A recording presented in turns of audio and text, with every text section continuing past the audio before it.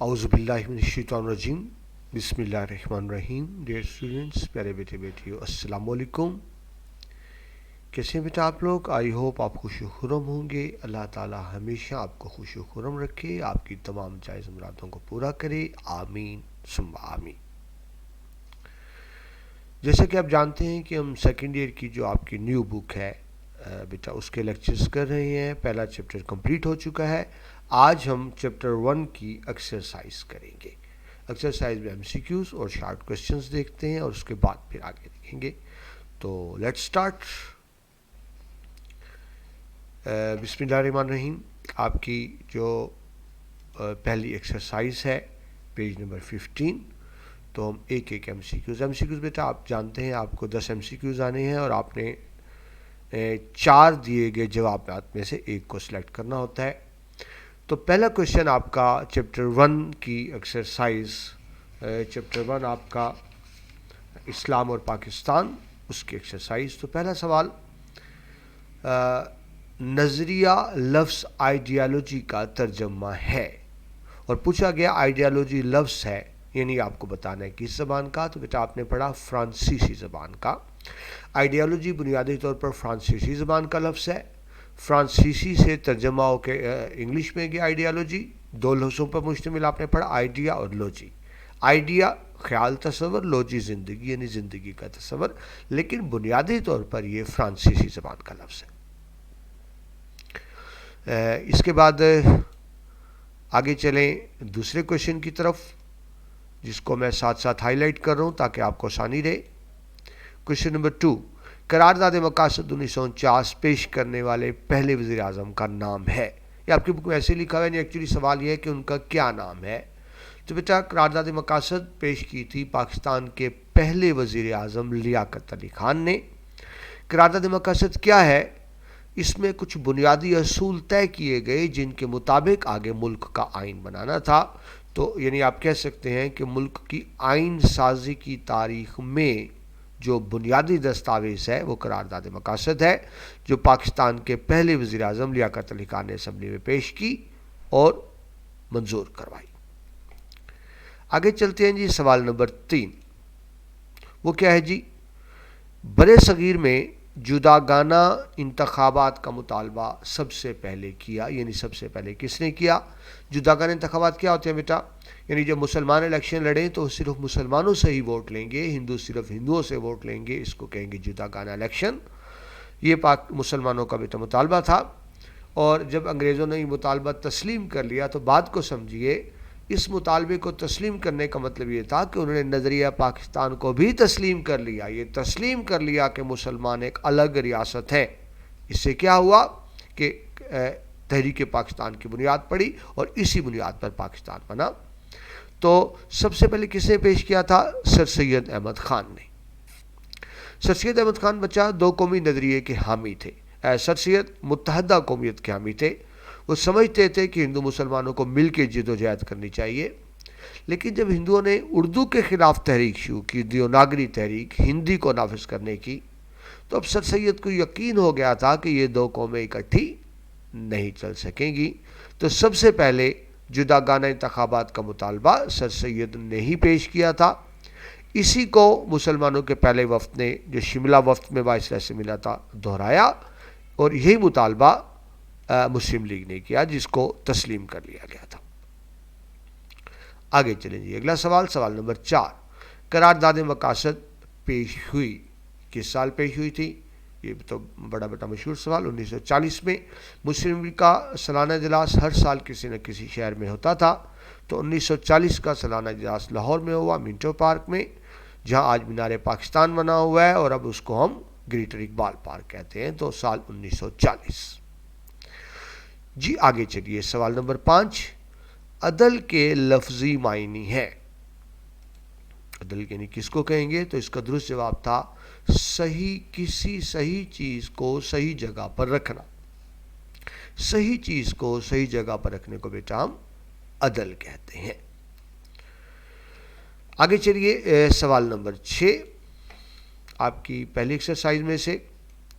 अल्लामा इकबाल ने रहमतुल्लाह अलैह ने अपना मशहूर सदारती खुतबा दिया। تو کس شہر میں دیا تھا جب مسلم لیگ کے صدر تھے؟ 1930 میں دیا تھا، آپ جانتے ہیں بیٹا، اور یہ شہر تھا الہ آباد۔ الہ آباد میں آپ نے اپنا صدارتی خطبہ دیا تھا علامہ اقبال نے۔ سوال نمبر 7، قائد اعظم نے پشاور میں طلباء سے خطاب کیا، تو یہ آپ سے یعنی ایکچولی پوچھا جا رہا ہے کہ کس سال خطاب کیا، تو آپشن اے میں بیٹا سال 1945 میں، 1945 میں انہوں نے طلباء سے خطاب کیا تھا۔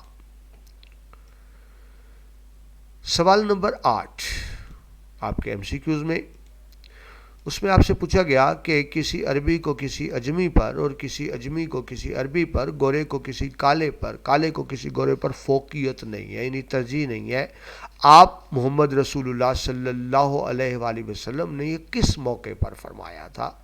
تو یہ بیٹا آپ نے فرمایا تھا خطبہ حجۃ الوداع کے موقع پر، آپشن نمبر 3 آپ کہہ لیں۔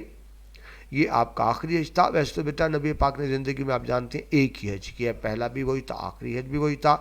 اس موقع پہ جو آپ نے خطبہ دیا اسے عالمی منشور کہا جاتا ہے، دنیا کا پہلا ریٹن کانسٹیٹیوشن کہا جاتا ہے، یعنی جس میں ریاست اور عوام کے حقوق و فرائض کا تعین کیا گیا تھا، اسی میں یہ آپ نے فرمایا تھا خطبہ حجۃ الوداع۔ کوشچن نمبر 9، قرارداد مقاصد پاس ہوئی یعنی منظور ہوئی کب؟ سال 1949، 1949 پاکستان 47 میں بنا تھا، اس کے 2 سال بعد قرارداد مقاصد منظور کی گئی، جس میں پاکستان کے آئین کے لیے رہنما اصولوں کو طے کیا گیا، 1949۔ 10واں ایم سی کیو بیٹا آخری آپ کا، اللہ تعالیٰ کے نزدیک پسندیدہ دین اسلام ہے، جس سورہ میں فرمایا، یعنی یہ کس سورہ میں یہ بتائی گئی یہ بات، یہ احکام اللہ کی طرف سے کس صورت میں ہے؟ تو آپشن بھی بیٹا سورہ ال عمران، یہ سورہ ال عمران میں بات آتی ہے جس میں اللہ تعالیٰ یہ فرماتے ہیں۔ اور ذہن میں رکھیے بیٹا جتنے بھی انبیاء آئے سب کا دین ہی اسلام تھا۔ یہ آپ کا ایم سی کیوز کمپلیٹ ہوئے چیپٹر 1 کے ساتھ ہی بیٹا اب ہم بڑھتے ہیں جو شارٹ کوشچنز کی طرف۔ بک سے سوالات ہوں گے جی، آپ کو جوابات دینے ہوں گے۔ اب یہ بات آتی ہے کہ ایک سوال کا جواب کتنے میں ہو، تو بیٹا ایک کا شارٹ کوشچن کا جواب 4 سے 6 لائنیں، کم از کم 4 لائنیں ضرور ہوں، زیادہ سے 6 لائنیں۔ تو شارٹ کوشچن کا جواب 4 سے 6 لائنیں، اور ساتھ ہی سمجھ لیجئے لانگ کوشچن کا جواب 4 سے 6 صفحات، یعنی same 4 to 6۔ Short question 4 to 6 lines, long question 4 to 6 pages. تو پہلا سوال یہ تھا رواداری کا مفہوم لکھیں۔ بیٹا میں کیونکہ ہم بہت تفصیل سے پڑھ چکے ہیں تو میں اب ڈیٹیل سے نہیں کراؤں گا، صرف آپ کو پوائنٹس بتا رہا ہوں، صرف پوائنٹس بتا رہا ہوں۔ تو رواداری کے مفہوم میں کیا بات آ جاتی ہے؟ اس سے مراد یہ ہے دوسروں کی غلطیوں کو نظر انداز کرنا، مخالف نظریات کو خوش اسلوبی سے برداشت کرنا، باہمی جھگڑوں سے بچنے کے لیے رواداری بہترین ذریعہ ہے۔ قرآن پاک میں رواداری کا اصول بیان کیا گیا ہے کہ دین میں کوئی جبر نہیں، ہر ایک کو فکر اور عقیدے کی مکمل آزادی ہے۔ ٹھیک ہے بیٹا، آپ کو پوائنٹس بتائے، اس میں سے آپ کا بہترین شارٹ کوشچن بنتا ہے جی۔ سوال نمبر 2 شارٹ کوشچن میں، بقائے باہمی کا کیا مطلب ہے؟ کو ایگزسٹنس جس کو آپ کہتے ہیں، تو یہ پوائنٹس ہی میں نے لکھے ہیں۔ بقائے باہمی سے مراد دوسرے انسانوں کے ساتھ مل کر امن و امان، باہمی صلح اور محبت کے ساتھ رہنا ہے۔ اسلام میں ہر فرد کو اپنی مذہب اور عقیدہ اختیار کرنے کا حق ہے اور کوئی زبردستی نہیں ہے۔ دنیا میں بقائے باہمی کے اصولوں پر عمل کر کے ہی امن سکون قائم کیا جا سکتا ہے اور دنیا کو امن کا گہوارہ بنایا جا سکتا ہے۔ ٹھیک ہے، یہ جس پہ پوائنٹ شیئر کیے جس کے مطابق آپ کو شارٹ آنسر کرنے ہیں۔ نیکسٹ چلیے، جدیدیت کس کو کہتے ہیں؟ آپ کو کوشچن، تو جدیدیت سے مراد نئے خیالات اور دور جدید کے خیالات ہیں۔ دور جدید کے خیالات کو ہم کہیں گے یعنی اپ ٹو دا ایج آپ کہیں، دور جدید کے نئے خیالات کو، دور جدید کے نئے خیالات کو جنم دیا، یعنی جدیدیت کی بات ہو رہی ہے، یعنی آپ یوں کہیں کہ جدیدیت نے، میں لکھ دوں بلکہ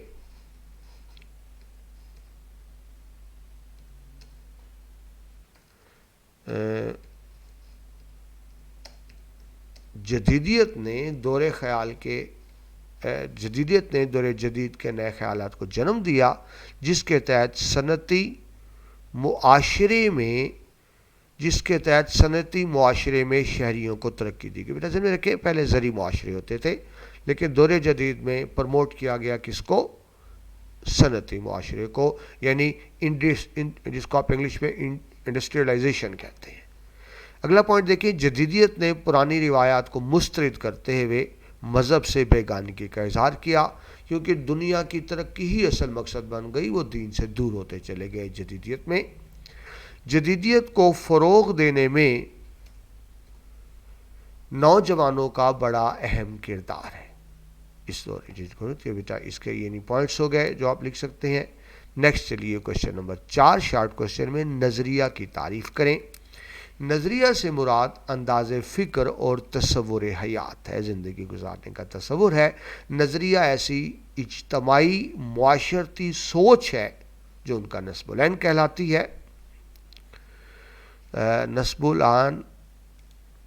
کہلاتی ہے۔ نظریہ ایسا نظام زندگی تشکیل دیتا ہے جس سے اجتماعی مقاصد کا حصول ممکن ہو سکے۔ اور 4 پوائنٹ، نظریہ معاشرے کے مشترک اعتقادات یعنی بلیفز، مشترک اعتقادات، رسم و رواج اور مذہبی رجحانات کی عکاسی کرتا ہے۔ نیکسٹ پوائنٹ دیکھیں جی، خارجہ پالیسی سے کیا مراد ہے، جس کو آپ انگلش میں فارن پالیسی کہتے ہیں۔ تو خارجہ پالیسی سے مراد دوسرے ملکوں سے تعلقات استوار کرنے کے لیے بنائی گئی پالیسی ہے۔ خارجہ پالیسی کے ذریعے ملکی مفاد کے مطابق دوسرے ملکوں سے تعلقات قائم کیے جاتے ہیں اور ان کو فروغ دینے کے لیے اقدامات کیے جاتے ہیں۔ ہر ریاست اپنے مفاد کے مطابق خارجہ پالیسی مرتب کرتی ہے۔ کوشچن نمبر 6 پر آئیں، دو قومی نظریہ کی تعریف کریں۔ بڑا اہم کوشچن۔ دو قومی نظریے سے مراد یہ ہے کہ برے صغیر میں ہندو اور مسلمان دو بڑی قومیں آباد ہیں۔ دونوں اقوام کی مذہبی، سیاسی، معاشرتی اور مذہبی اقدار اور طرز زندگی ایک دوسرے سے بالکل مختلف ہے۔ مسلمان ہر لحاظ سے ایک الگ قوم ہے، لہٰذا ایک الگ وطن ان کا حق ہے جہاں وہ اپنی مذہبی تعلیمات کے مطابق زندگی گزار سکے۔ نیکسٹ ہے جی، دو قومی نظریے کی بنیاد پر مسلمانان ہند نے اپنے لیے الگ ریاست کا مطالبہ کیا، جس کے نتیجے میں دنیا کی پہلی نظریاتی مملکت پاکستان کا قیام عمل میں آیا۔ جی شارٹ کوشچن میں کوشچن نمبر 7، علامہ اقبال رحمۃ اللہ علیہ نے 1930 میں خطبہ الہ آباد میں کیا فرمایا؟ تو علامہ محمد اقبال نے مسلم لیگ کے سالانہ اجلاس منعقدہ الہ آباد کے صدارتی خطبہ دیتے ہوئے دو قومی نظریہ کی وضاحت کی۔ آپ نے واحد قوم کے تصور کو مسترد کرتے ہوئے فرمایا کہ ہندو اور مسلمان ہر لحاظ سے دو الگ الگ قومیں ہیں جو ایک ملک میں اکٹھے نہیں رہ سکتے۔ انہوں نے مسلم قوم کے جداگانہ تشخص کی حفاظت کے لیے برے صغیر کے شمال مغربی حصے میں آزاد مسلم ریاست کے قیام کا تصور پیش کیا، خواہ یہ یونین کے ماتحت ہو یا آزاد یونین یعنی انگریزی کنٹرول کے۔ آخری شارٹ کوشچن جی، سوال نمبر 8، قائد اعظم محمد علی جناح نے 1943 کے اجلاس یعنی 43 کے اجلاس منعقدہ کراچی میں کیا فرمایا تھا؟ تو قائد اعظم نے 1943 کا جو کراچی اجلاس میں فرمایا تھا وہ کون سا رشتہ ہے جس سے منسلک ہونے سے تمام مسلمان جس واحد کی مانند ہیں؟ وہ کون سی چٹان ہے جس پر ملت کی عمارت استوار ہے؟ وہ کون سا لنگر ہے جس سے امت کی کشتی محفوظ ہے؟ وہ رشتہ، وہ چٹان، وہ لنگر اللہ تعالیٰ کی کتاب قرآن مجید ہے، یعنی قرآن مجید ہی ہے جس سے تمام مسلمان ایک لڑی میں پروئے جاتے ہیں۔ یہ بیٹا شارٹ کوشچنس تھے, میں نے صرف پوائنٹس آپ کے سامنے ریڈ آؤٹ کیے ہیں کیونکہ ہم سبق میں بہت تفصیل سے, یہ بیٹا بہت ڈیٹیل لیکچر ہو چکے ہیں ایک ایک لفظ پہ, تو آج صرف میں نے آپ کو, ہم ایکسرسائز کر رہے ہیں تو ہم نے میں آپ کو پوائنٹس بتائے. ایسے بیٹا لانگ کوشچن کے پوائنٹس ہیں لیکن ظاہر ہے ہم ان کو بہت ڈیٹیل سے پہلے پڑھ چکے ہیں, تو بیٹا جو لانگ کوشچنس کے حوالے سے آپ وہ لیکچر سنیں گے, میں یہ کروں گا ویڈیو کی ڈسکرپشن میں جو آپ کے لانگ کوشچنز ہیں ان کے لیکچرز کے ریفرنس آپ سے شیئر کر دوں گا. ٹھیک ہے جی, تو یہ تھی آپ کی ایکسرسائز چیپٹر نمبر 1 کی. اس کے ساتھ ہی بیٹا چیپٹر نمبر 1 کمپلیٹ ہوتا ہے. نیکسٹ لیکچر میں آپ سے چیپٹر 2 میں ملاقات ہوگی. اپنا بہت سا خیال رکھیے گا. اللہ حافظ.